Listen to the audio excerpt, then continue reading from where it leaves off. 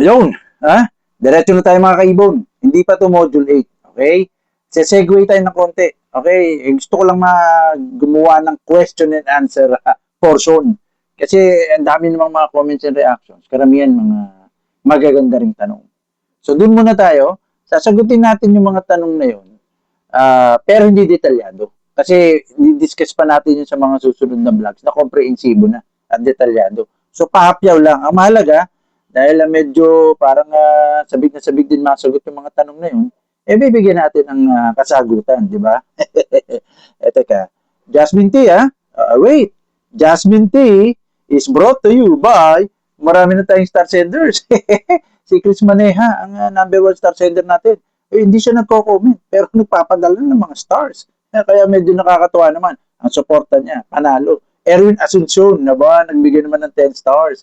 Si Ria Yangson din, 10, 20 stars. At pinaka-latest, bumibigay, ha?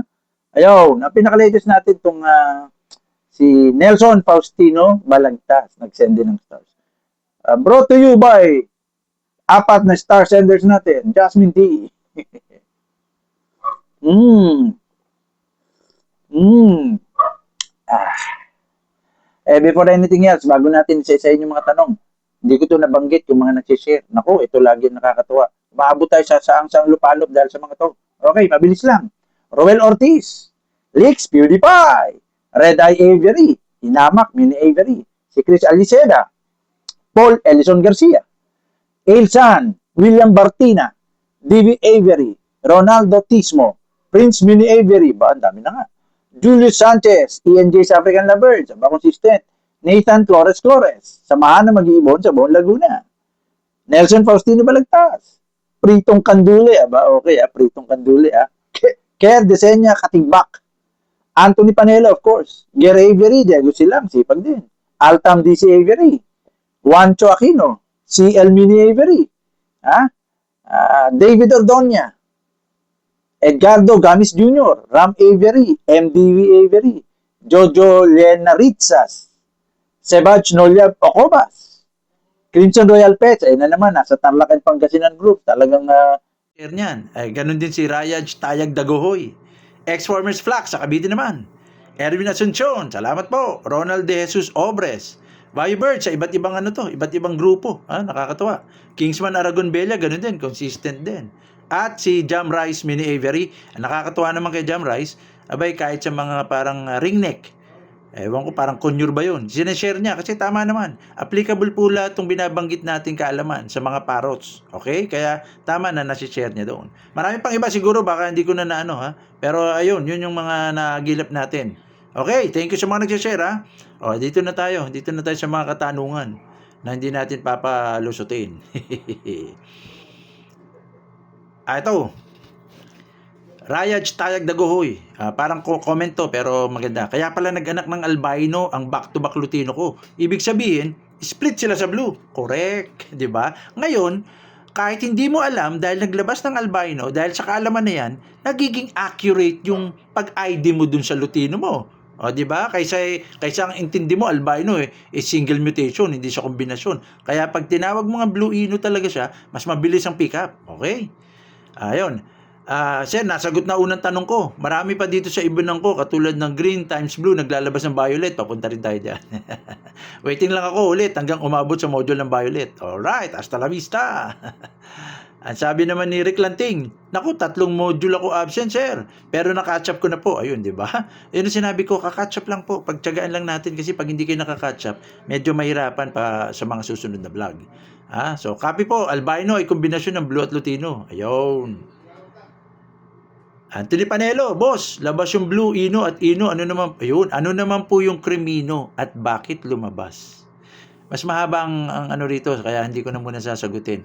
Pero, mas komplikado, kasi may B1, B2 na Kaya, easy lang, darating tayo dyan. Si Rene Almario ng RCA Avery. Yun na naman, pinapollow niya yung Dark Factor. Naku, baka sa susunod na vlog, Dark Factor na kasi medyo malapit din naman sa Blue Ino. Sunod, Dark Factor. Tingnan natin baka Dark Factor pag-usapan natin. Sabi naman ni Lanar Rahera, correct po, boss. Blue Ino po talaga. Nasanay po kasi mga kaibon natin na albino ang tawag. Tama, mabuti alam na kagad ni Lanar Rahera. Ayun, si Erwin P. Asuncion. Pa-shout out, sir. Baba Aeroline ng Nueva Ecija, sir. God bless. Ayun, nag-send ng 10 stars. Saludo. Sabi niya rin, totoo yan, sir. Ang albino naman talaga, blue. Kaya pag may flashlight, siya sa madilim, blue siya, sir. Actually, hindi mo siya masasabing blue. Isa lang yung blue kasi nga blue tsaka ino eh. No, yun ang nagkombinasyon. So, ba't may nakikita ka? Ano ba yan? So, ba't may nakikita ka pa rin blue? Hawaan ko na lang. So, ba't may nakikita ka pa rin blue? Kasi sa totoo lang po, ang sitasin, hindi niya talaga nabubura 100% ang melanin. Bakit po? Kasi napakalaga ng melanin sa ibon. Karamihan ng internal organs may melanin. So, pag 100% mo siyang nabura, abay, matitigok ang ibon. Kaya nga, ito, gagawin ko rito ng vlog. Kaya nga medyo mahina ang mga ino eh. Diba? Kasi pag binura niya yung melanin, ang melanin maraming pakinabang sa ibon. Kaya hindi niya talaga totally 100% nabubura. Kaya pag nailawan mo, may shade pa rin siya ng light blue pagka medyo gabi. Okay? Yun ang kasagutan doon. Sabi naman ni Kaglensky, tama sir, blue ino talaga ang dapat itawag sa albino. Meron din daw siyang parisan na green opa ino, nagkakasisiw sila ng albino opa. Kaya nakatulong din sa akin yung albino opa na sisiw sa pag-ID ko, split sa blue at ino ang green opa ko. Correct. Split sa blue. At ino yung green opa niya. Okay, salamat sir sa paliwanag. O, di ba nagiging accurate? Pagka naalam mo kagad na blue ino, o kaya kung papalitan mo ng yung albino, itatawagin mo ng blue ino. Sabi naman ni Nestorio Roderno, ito yung nasagot natin nung nakaraan. Maraming salamat sa pagtugon sa aking tanong, sir. More power, God bless. O yun, sa AKAB pala siya. Sabi niya, kami po sa AKAB, pinopromote na palaganapin ang bird show. Ang inyo pong binabahaging kaalaman ay magagamit ng mag-iibon na mahilig sa bird show. Okay. AKAB Bird Show po is April 26 sa Cavite ha. O yung mga may mag-iibon, dapat mahilig kayo maging mahilig kayo sa bird show. Bird show napakalaki ng tulong sa industriya. Ito hindi masyado itong binibigyan pansin. Pero 2, 3, 4 years ago, sinusulat ko na ito sa mga articles ko. Kung gusto nyong mapanatiling quality yung ibon nyo, kasi ang quality ng ibon hindi lang po sa kulay. Yung kabuuan, alam niya ng mga nagsumasali sa bird show. Kabuuan, tindig, health, overall health ng ibon. Makikita mo yung shin o yung kintab ng kanyang balahibo. Kasama yun sa quality ng ibon. Hindi nga masasabing porket mamahaling color mutation, quality na kagad. Maaring mahina ang ibon. Diba? So, ang quality is overall. Yun ang sumasali sa bird show. Kaya kung magpapanalo kayo sa bird show, that means karamihan ng mga linyada mo malulusog. Kaya please, ako magsasabi sa inyo, maingganyo kayong sumali sa bird show. O sa AKAB to, April 26 sa Cavite. Okay, thank you, Nestorio Roderno. Sabi ni DV Avery, gandang topic, sir. Dami ako natutunan. Okay. Ingat po lagi, sir, and God bless. Share lang natin to lagi, Luzon, Visayas, Mindanao. Tama, si Jamrice Mini Avery to. Sinishare niya talaga sa buong Pilipinas. Kaya, panalo tayo doon. Salamat, Jamrice Mini Avery. Good luck, sir. More power. Sabi ni Ronald De Jesus Obres. Ang galing niyong magpaliwanag. God bless. Si Ronald Coronel. Salamat po. Watching from Norway. Aba, sabi ko sa kanya, bay, from Muntinlupa to Norway. Yung pala, dyan siya nag-work sa Norway. Pero, pag nakabakasyon sa Muntinlupa, relax mode. Kasama ang pamilya at saka yung kanyang African lovebirds.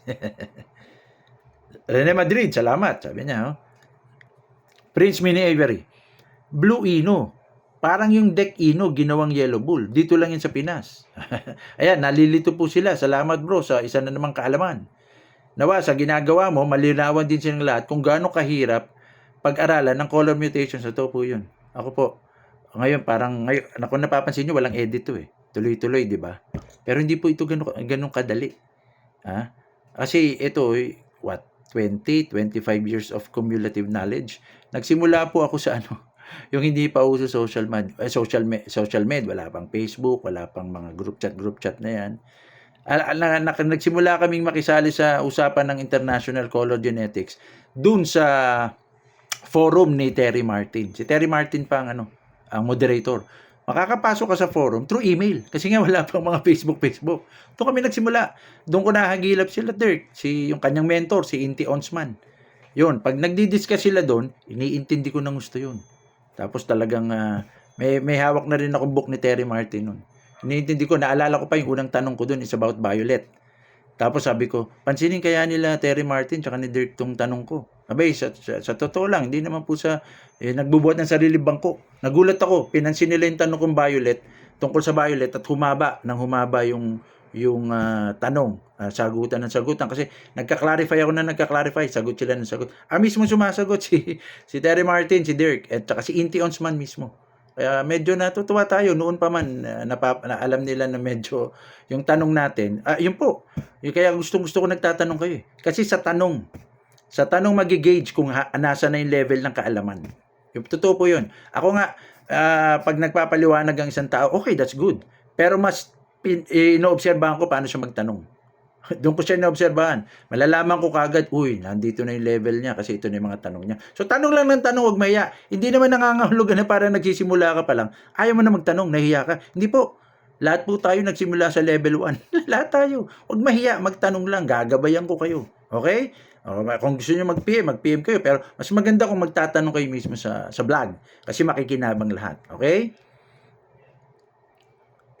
Ang sabi naman ni Julio Sanchez, salamat idol, bagong kaalaman na naman. Huwag po sana magsawa magpaliwanag. Madami natututunan, lalo na sa mga katulad naming newbie sa pag-iibon. Sabi naman ni Janardan Limosa, tuloy-tuloy lang sir. Manuel Junior Sueña Abrilio, eto na prof ko. Ayun, naging professor na ako. Hindi naman. Pero as much as possible, gusto ko talaga maliwanag. Kaya ganoon. Manuel Junior Sueña Abrilio. Okay. Maynard de Jesus Perfinian. Sabi din niya, shout out po, Professor from Batangas City. Salamat po sa great idea. Maynard de Jesus Perfinian. Sabi naman ni ISM Bird, Sir, yung white bull po is combination ng blue at yellow bull. Hindi po kasi red eye and white bull. Ayun. Medyo nahuhuli niya. Okay, nahuli niya na pagkukumbina niya. And this is good. Si ISM Bird. Kaya lang siya nalito kasi po ang yellow bull at ang term na yellow bull at white bull hindi ko sinabi mali pero mas may tama pong technical term dyan. Okay? Sasagutin ko na rin ngayon pero pahabain natin yan sa mga susunod na vlog. Pag sinabi pong yellow bull, hindi po isang mutation yan. Okay linawin ko para sa buong Pilipinas. Ang yellow bull po, hindi po single mutation. Kasi pag pinakinggan mo, feeling mo. Kaya nga siguro, merong nagpo-post, split sa yellow bull. Diba? Pag sinabi mo split sa yellow bull, hindi naman siya single mutation. Ganun din, split sa white bull, hindi rin siya single mutation. Para siyang albino, blue ino. Pero ito naman, dahil nag-dark eye siya, may kinalaman dito ang color mutation na DEC or DEC, DEC. Dark-eyed clear. Okay, ulitin natin. Ang DEC is dark-eyed clear. Okay? Ngayon ang yellow bull, kombinasyon ng dark-eyed clear tsaka ino. Okay, dalawang mutation yun, dark-eyed clear tsaka ino. Alil yun. Yun, medyo komplikado kaya saka ko na sasagutin ng komprehensibo. Kaya malilito yung mga baguhan. Gusto ko lang sabihin na ang yellow bull po, hindi po single mutation. DEC o dark-eyed clear at tsaka kombinasyon ng ino. Kaya DEC ino. Yung iba naman, decino ang pronunciation. Okay, malinaw doon. White bull. Alam nyo rin naman siguro kung ano yung itsura ng white bull. Ganon din po. Hindi rin po single mutation. Kaya pag ginamit yung salitang white bull, medyo malilito tuloy. Dahil akala ng karamihan, single mutation. Pero hindi ko kayo pinagbabawalan na gamitin tong yellow bull at white bull. As much as possible, basta alam nyo lang kung anong mga mutation ang pinanggagalingan ng white bull. Pero again, highly recommended ko, gamitin nyo na yung tamang term para hindi na kayo malito. Ano ba ang white bull? DEC ino blue. Ulitin natin Ang white bull po ay tatlong kombinasyon. Dark-eyed clear, ino at blue. Ang resulta, yung tinatawag yung white bulls. Okay? Bibigyan pa natin yan ng mas mahabang discussion. Okay? Ed Martinez. Always here from Taytay, Rizal. Kagandahan nito, sir. Pwedeng balik-balikan. Yun, sabi ni Ed Martinez. Vio Birds, may binigay siya ritong color spectrum. Joel Voces Anyosa, isa sa mga medyo nakakasabay agad. Nakakatawa din tong si Joel Voces Anyosa. Present. Very good, master. Kung misnomer po pala ang albino at ang dapat blue ino, baka po ang crimino ay mali din. Hindi naman mali. Okay? Pwede pa rin yun. Pero mas magandang ang tawag. Pwedeng Parblue Ino, kaya lang hindi naiintindihan kung ano talaga yung Parblue eh. Ang tamang tawag talaga, ito yung naisulat na natin to 4 years, 3 years ago. Sa mga article natin sa Jameson Yereban, tsaka dito sa Lovebirds and Color Genetics. Kung, actually, yung mga sinasabi ko, kung masipag po kayong bumalik dun sa mga article na naisulat ko dito sa page na to, nandun lahat yun. Tulad nitong B1, B2 Ino, yung, kung yan yung Cremino. Andun lahat kung babalikan nyo lang. Kaya lang, mas madaling intindihin pag vlog eh. Naintindihan ko yun. Okay? So, salamat, Joel Voces Anyosa. Sabi ni Jason Ebit Francisco, apaka-solid talaga ng pagkakapaliwanag, idol. Maraming salamat sa binabahagi mo. Malaking bagay sa amin sa nagsisimula pa lang mag-ibon. Si LF John Carlo, good afternoon. Posible po ba maglabas ng visual red factor kapag yung parisang ko ay parehas possible red factor lang? Darating tayo dyan. Medyo komplikado na konti ito. So, steady lang. Ola, ng Pretorianes, of course, sabay-sabay tayo matuto. Okay. Sabi niya, dito na tayo sa tunay na may malasakit sa mag-ibon. Salamat naman po. Elimer Anhoyan, present sir. Christopher Cruz, gusto niya rin matutunan yung sa red factor. Pero patuloy pa rin susubaybay para mas lalong maintindihan ang takbo ng pag-iibon. Thank you sir. Jo Marie Q. Ferrer, matagal ko na itong nakakauntahan nung nagsusulat pa tayo ng article, di pa tayo nag-vlog. Sabi niya, ni Jo Marie Q. Ferrer, Blue Ino is albino, nabuo siya ng hindi isa lang na mutation, kundi dalawa. Blue gene at Ino genes. Okay, yung production ng melanin, kaya apektado ang eye feathers at paa. Binibilisan ko na lang kasi medyo mahaba. Ang sinasabi lang niya, Sir, uulitin ko yun ng artikulo nyo, ng Blue at Ino sa page nyo. Thank you sir, maraming tanong sa kaisipan ko na nalutas. Simula nang nabasa ko yung mga articles nyo. Salamat. Binabasa nyo yung mga matatagal na nating articles. Marami talaga makukuha doon. Okay? Salamat, Jo Marie Ferrer. Milian Gulyaba. Ang husay, master. Pero may tinatawag pa silang white bull na hindi red eyes, master. Ayun, yung paliwanag ko kanina. Sana nakuha mo na, Milian Gulyaba. Pero meron pang mas komprehensibong paliwanag doon na mas detalyado. Hintayin nyo lang. Allen Tone. Blue Ino palang tamang tawag sa albino. Ang galing, medyo nadadalian na ako sa mixture ng color genetics, Boss Idol. Ba, ang galing naman, nakakatuwa. Pasok na naman sa banga ng kaalaman ko. Comment ko lang, boss. Kaya daw gustong mo tawagin albino para mas mabilis mabenta. Mare, hindi natin alam. O baka hindi lang talaga nila alam yung tamang term. Okay? Ibon mo to, Taytay. More power to you, bro. Bagong kaalaman na naman, sabi ni Ker Desenya Katigbak. Ayun, Anthony Panelo. Chris Maneha, ito naman nakakatuwa naman to si Chris Maneha. Nag-send na naman ng 10 stars. Thank you po. Ang nakakabilib din dito, hindi siya nagko-comment. Wala siyang comment eh. Mukhang binabasa niya at natutuwa siya. Nagsisend agad siya ng 10 stars. Saludo, Chris Maneha. AJK Backyard, ayun. Ria Yangson, sang stars. Thank you po. Ayun, sabi ko na kung may magtatanong kung saan o paano nagkaroon ng color white, kaya nag-abang na lang ako at hindi nga ako nagkamali. AJK Backyard yun. Ayun po, nasa isip niya. Siguro hindi niya na inaya siya magtanong, pero tama pala siya. Okay ba yan magtanong? Lahat tayo nagsisimula sa level 1. So okay lang yun. Aalalayan ko kayo. Jonad Z. Torres. Master, bigla akong napaisip. Paano naglalabas ng blue personata, white collar, yung ibon, na galing sa wild type? Kung ang cetacins nagtatanggal ng blue at melanin nagtatanggal, hindi melanin. Ang cetacin tinatanggal niya melanin. Ang blue naman, cetacin tinatanggal niya melanin, blue tinatanggal niya cetacin. Pero ang sinasabi niya lang ganito, naobserbahan niya, tama siya. Bakit pag tinanggal ng blue yung yellow cetacin, ito yata yung sinasabi niya, tingnan natin. Para isa to sa mga sasagutin natin, okay? Ito yata yung sinasabi niya. Teka lang ha. Ayun, kita naman siguro yan. Ayun. O, di ba? Yellow cetacin. Ayan yung wild type form pa, di ba? Makita ba mga kaibon? O, yan. Pagka naging blue mutation, ang binabago ng blue mutation, di ba? Tinatanggal niya yung cetacin o yung production. So, kaya nga yung red na beak magiging puti. Ito naman, di ba dapat nasa isip niya, bakit napagtanggal ng cetacin yellow, naging white kagad? So, napaisip siya. Saan nanggagaling yun? Parang ganito, naging white kagad. Ayun, di ba? Blue mutation na. Natanggal lang yung yellow, naging white kagad. Iniisip niya siguro, bakit hindi naging blue din itong yellow collar na to? Tama ba, Jonachi Torres? Ayan, yellow collar. Yan ba, tama ba pagkakaintindi ko? Ba't hindi ito naging blue, naging white? Gandang tanong.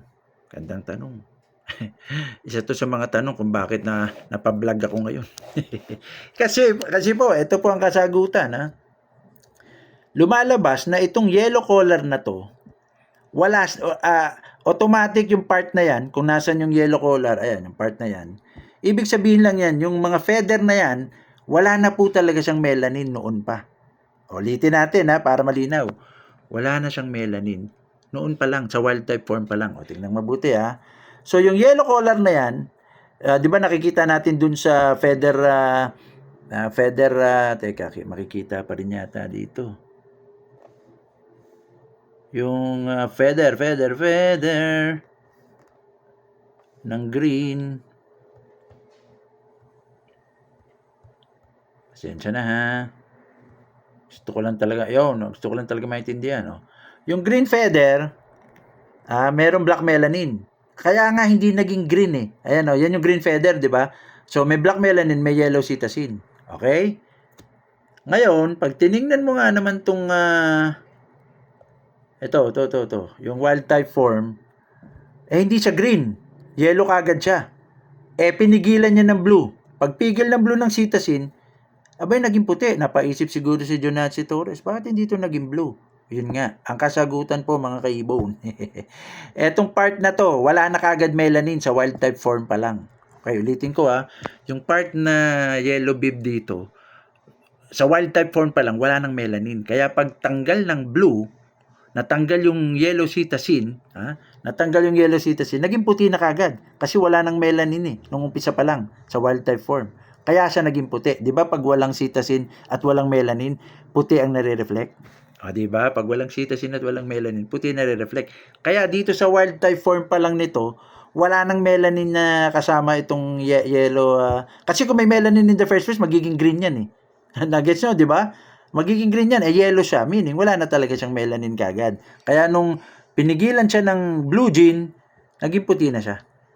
Sana naintindihan. Palagay ko magigets to ng karamihan dun, ha? Kung hindi nyo pa masyado magets, mag-clarify lang kagad, okay? Kasi nag 22 minutes na, pagtagaan nyo sana. Di bale, patapos na naman to. Hindi na masyadong, hindi ko na halos mababasa lahat. Sonny Hernani Villamaria de la Cruz, Jose Doy, Melchor Santiago, Edwin Lacosta, Romy Castillo. Ayun. Ayaw na natin pahabain. Pero malaga na isa-isa natin, napasalamatan natin, nasagot natin ng pahapyaw yung mga ibang tanong na nakakakiliti. Babalikan pa natin yan sa mas mahaba. Pero kung nasagot ko yung mga tanong nyo ng pahapyaw at may clarification pa kayo, comment kagad. Okay? Hasta la vista!